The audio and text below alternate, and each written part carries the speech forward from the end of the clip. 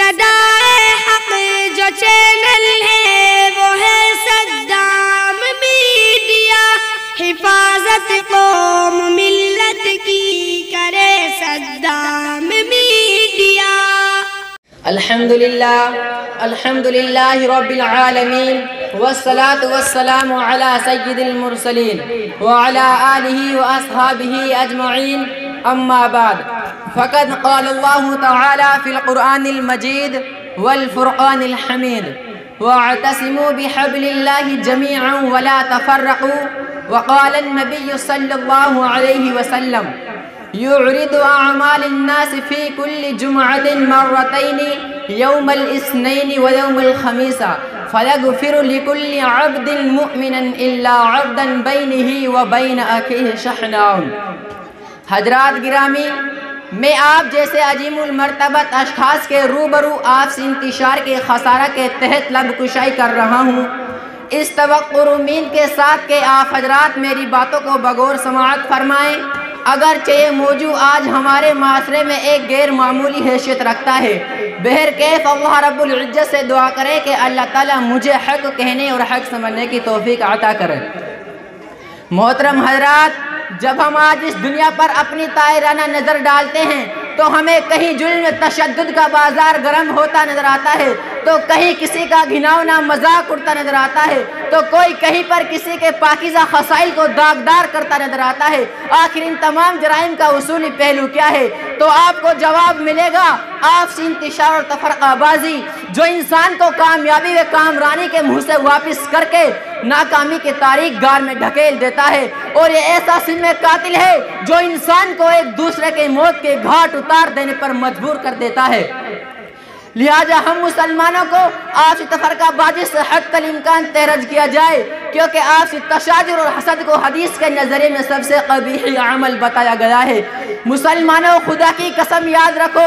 دنیا میں جس قوم نے اپنے اندر بغض و عداوت، حسد اور کینہ کو جنم دیا، وہ قوم کبھی بھی کامیابی اور ارتقائی کی منزل کو نہیں پہنچ پائی۔ آج ہمارا حال یہ ہے کہ ہم مسلمان اسی آفت جیسے امراض کے اندر مبتلا ہیں۔ حدیث پاک کے اندر نبی اکرم صلی اللہ علیہ وسلم کا ارشاد ہے، فَإِنَّ الْحَسَدَ يَأْكُلُ الْحَسَنَاتِ كَمَا تَأْكُلُ النَّارُ الْحَطَبَ۔ بلا شبہ حسد نیکیوں کو اس طرح کھا جاتا ہے جس طرح آگ لکڑی کو کھا جاتی ہے۔ اسی طرح بہت سی روایتوں میں حسد اور بغض کی مذمت بیان کی گئی ہے، جیسا کہ مسند احمد اور ترمذی شریف میں حضرت زبیر بن عوام رضی اللہ تعالیٰ عنہ فرماتے ہیں کہ حضور اکرم نبی اکرم صلی اللہ علیہ وسلم نے ارشاد فرمایا، تمہاری طرف بھی پہلی قوموں کا مرد چپکے سے چل پڑا ہے، اور وہ حسد ہے اور بغض جیسی خصلت جو مونڈ دینے والی ہے۔ میں یہ نہیں کہتا کہ بغض بالوں کو مونڈ دیتی ہے، ولیکن تحلق الدین، بلکہ دین کو مونڈ دیتی ہے۔ لیکن ہمیں مسلمانوں کی بدخصلتی پر افسوس آتا ہے۔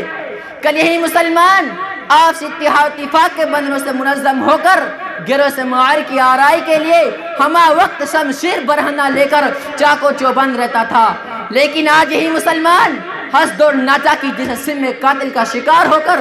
آج ایک دوسرے کا خون کا پیاسا نظر آتا ہے۔ اگر آج ہمیں کسی مسلمان بھائی سے تھوڑی سی اختلافی بات ہو جاتی ہے، ہم ان سے مہینوں سالوں بات نہیں کرتے، جبکہ حدیث پاک کے اندر نبی اکرم صلی اللہ علیہ وسلم کا ارشاد ہے، ایسے اشخاص کو جہنم ہونے کی خبر دیتا ہے۔ ابو داؤد شریف کی روایت میں ہے، حضور صلی اللہ علیہ وسلم نے ارشاد فرمایا، لا يحل لمسلم ان يهجر اخاه فوق ثلاثه فمن هجر فوق ثلاثه فما دخل النار،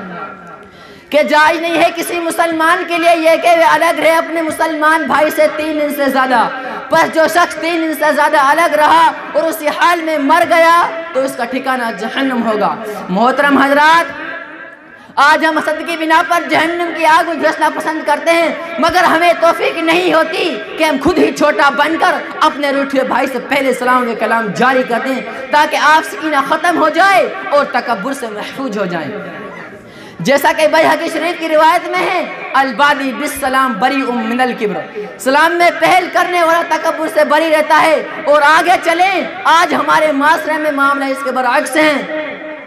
اور تفرقہ بازی اور حسد جیسے فعل کی جانب برا نخی عطا کرتے ہیں۔ اپنے تو برا نخی عطا کرتے ہی ہیں، ایسے احمقوں ہی کے بارے میں شاعر نے کیا خوب کہا ہے، ہم تو ڈوبے ہیں صنم تم کو بھی لے ڈوبیں گے، بلکہ مسلمان ہونے کے ساتھ اس کا تقاضا تو یہ تھا وہ قرآنی تعلیمات پر عمل کرتا، اور قرآن کہتا ہے وَإِن طَائِفَتَانِ مِنَ الْمُؤْمِنِينَ اقْتَتَلُوا فَأَصْلِحُوا بَيْنَهُمَا، اگر مومنین میں سے دو گروہ لڑ پڑے تو ان دونوں کو آپس میں صلح کرا دو۔ مگر آج ہمارے معاشرے میں معاملے اس کے برعکس ہیں، مزید ہم دونوں گروہ کو طعنہ و تشنیع دے کر خون خرابہ کرنے پر مجبور کر دیتے ہیں۔ یہی وجہ ہے کہ آج اس ترقی کے دور میں مسلمان سب سے پیچھے کیوں ہیں۔ اس کی اصل وجہ یہی ہے کہ آج ہم ایک دوسرے سے پیچھے ہاتھ دھو کر پڑے ہوئے ہیں۔ نبی اکرم صلی اللہ علیہ وسلم نے ارشاد فرمایا کہ جھوٹ بولنا صرف 3 موقعوں پر جائز ہے۔ مرد کا جھوٹ بولنا اپنی بیوی کے لیے تاکہ وہ راضی ہو جائے، اور جھوٹ بولنا لڑائی میں، اور جھوٹ بولنا اس لیے کہ لوگوں کے درمیان صلح ہو جائے۔ لہٰذا ہم مسلمانوں کو ان تمام احادیث سبق لینا چاہیے اور مکمل دھیان رکھنا چاہیے، کیونکہ آپسی بغض و عناد سے ہمارا سب سے بڑا خسارہ یہ ہے کہ ہم جتنا بھی عمل صالح کرتے ہیں اندلہ کوئی مقبول نہیں اور نہ ہی کوئی گناہ معاف ہوتا ہے۔ جیسا کہ مسلم شریف کی روایت میں ہے، حضور صلی اللہ علیہ وسلم ارشاد فرماتے ہیں بندہ کا نامہ اعمال ہفتہ میں 2 روز پیش کیا جاتا ہے، پیر اور جمعرات دن بخش دیا جاتا ہے۔ ہر مومن بندہ کو الا عبدا بینہ و بین اخیہ شحناء، مگر اس بندے کی بخشش نہیں ہوتی اس اور اس کے بھائی کے درمیان عداوت ہو۔ اسی طرح ہم لوگوں کے اندر ایک اور مرض بھی ہے، وہ یہ ہے کہ ہم لوگ اپنے مسلمان بھائی کو تمسخر اور استہزاء کی نیت سے نام بگاڑتے ہیں اور ان کو حقارت کی نگاہ سے دیکھتے ہیں، جبکہ قرآن تاکید طور پر اعلان کرتا ہے وَلَا تَنَابَزُوا بِالْأَلْقَابِ بِئْسَ الِاسْمُ الْفُسُوقُ بَعْدَ الْإِيمَانِ، کہ کسی کو برے لقب سے مت پکارو، ایمان لانے کے بعد گناہ کا نام لگنا ہی برا ہے۔ پھر آگے قرآن کہہ رہا ہے وَلَمْ يَتُبْ فَأُولَٰئِكَ هُمُ الظَّالِمُونَ، اور جو شخص مذکورہ ان تمام حرکتوں سے توبہ نہیں کرتا تو ایسے لوگ ظالموں سے ہیں۔ لیکن آج ہم مسلمانوں سے قرآن تعلیمات بہت دور رحلت کر چکی ہے، حدیث ہمارے لیے سے کوسوں دور ہو چکی ہے، جس کا نتیجہ یہ ہے کہ ہم کفر و جلت کی غار میں آ کر کھڑے ہو چکے ہیں۔ اگر ہمیں ارتقائی کی منزل کو طے کرنا ہے تو سب سے پہلے ہمیں یہ دیکھنا ہوگا کہ ہمارے آپسی تعلقات برقرار ہیں کہ نہیں، کیونکہ قوم میں ملت کے بقاء و تحفظ اسی صورت میں رہ سکتی ہے جبکہ ہماری آپسی محبت برقرار رہے گی۔ لیکن آج ہم مسلمانوں نے نبی اکرم صلی اللہ علیہ وسلم کی سیرت کو طاق نشان پر مزین کر چکے ہیں، صحابہ کرام رضوان اللہ علیہم اجمعین کے عادات و خصال کو زیر قدم کر دے ہیں، اور ہمہ وقت ان افکار میں غرق رہتے ہیں کس طرح ایک دوسرے سے تنازع ہو، لیکن شریعت اسلام اپنی حق طلبی کے لیے کسی سے دور ہونے کی اجازت نہیں دیتی، کیونکہ لڑائی کرنے والا اللہ تعالیٰ کے نزدیک سب سے مقبول شخص ہے، جیسا کہ بخاری شریف کی روایت میں ہے عن عائشہ قالت قال رسول اللہ صلی اللہ علیہ وسلم ان ابغض الرجال الی اللہ الالد الخصیم، اللہ تعالیٰ کے نزدیک سب سے مقبول شخص زیادہ جھگڑالو ہے، اس لیے آج ضرورت ہے آپسی انتشار سے پرہیز کرنے کی اور ضرورت ہے اصلاح و تحریر کی۔ اس لیے جو حضرات ایک دوسرے سے بات نہیں کرتے ان سے میں درخواست کرتا ہوں کہ ابھی اور اسی وقت آپ اپنے روٹے ہوئے بھائی سے جا کر سلام و کلام جاری کیجئے اور ان جرائم سے توبہ کیجئے، انشاءاللہ توبہ قبول ہوگی۔ ترمذی اور ابن ماجہ شریف میں حضرت انس ابن مالک رضی اللہ تعالیٰ عنہ روایت کرتے ہیں